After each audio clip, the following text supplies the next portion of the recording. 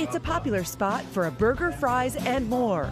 But this morning, rising prices at Five Guys making some customers lose their appetites. So I'm just wondering why the food here is so pricey. One tweet going viral calling the cost of a meal out of control, along with this receipt apparently showing a $22 price tag for a bacon cheeseburger, regular soda, and little fry.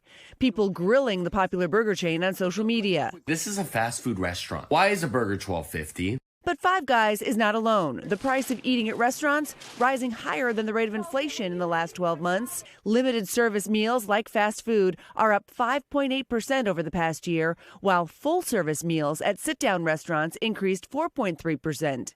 Eating away from home is about 30% more expensive than it was in 2019. But now a lot of these restaurants realize they really just can't raise prices anymore. I think customers are at a breaking point.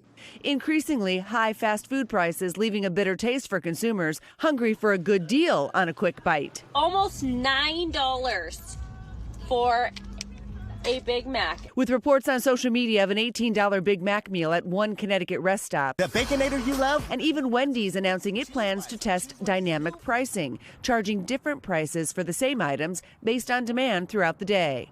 Nearly all restaurant owners say they're facing higher operating and labor costs, and food prices are up too. In Milwaukee, Nas Musa is navigating those challenges. At his restaurant Casablanca, he's implementing innovative ways in an effort not to pass costs onto his customers. Now we're making our own pita bread, and that saved us a lot of money.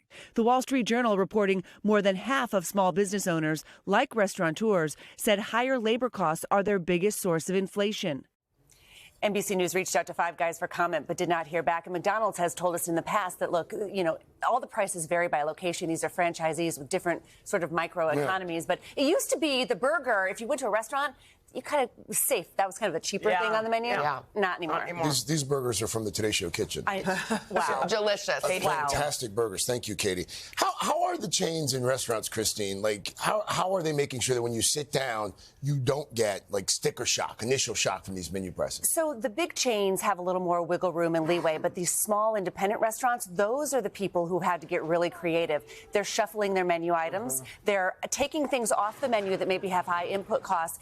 And when you talk to them, they tell you that it's not actually what's on the plate that costs them so much. The beef was at record highs late last year, but it's coming down a little bit. But it's the labor, it's the rent, it's the packaging. Some of these small business owners have told me that the packaging has doubled and tripled. And so their input costs are still real high in the past 2 or 3 years. And so they're really trying to find ways to bring those costs down. Again, you heard that business owner say that he was actually starting to do the prep work himself. He was doing more work to try to keep his costs down. Right. Tomorrow you should do a story on the high cost of French fries and fried chicken. We'll do a fried chicken story. Fried chicken, fries.